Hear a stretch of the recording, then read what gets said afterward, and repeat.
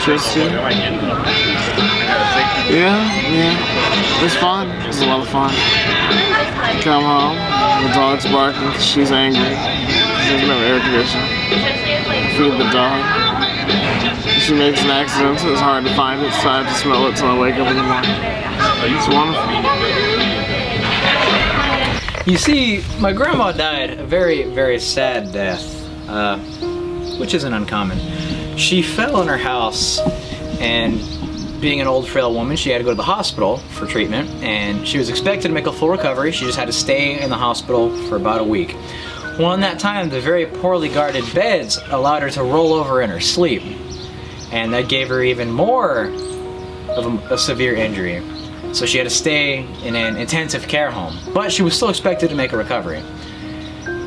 Well, they didn't guard the beds very well at that home either, so she fell again in her sleep, and she slipped into a coma, and she was just spitting out nonsense in this coma, and it was very disheartening to listen to. But one day, a few weeks later, she slipped out of the coma, and she was actually expected to make a full recovery.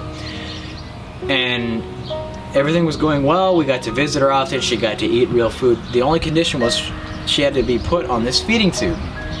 And they didn't put the feeding tube in correctly, so all the nutrients were surfacing to the skin as opposed to in the organs.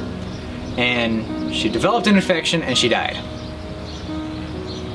So pretty much nursing homes killed my grandmother.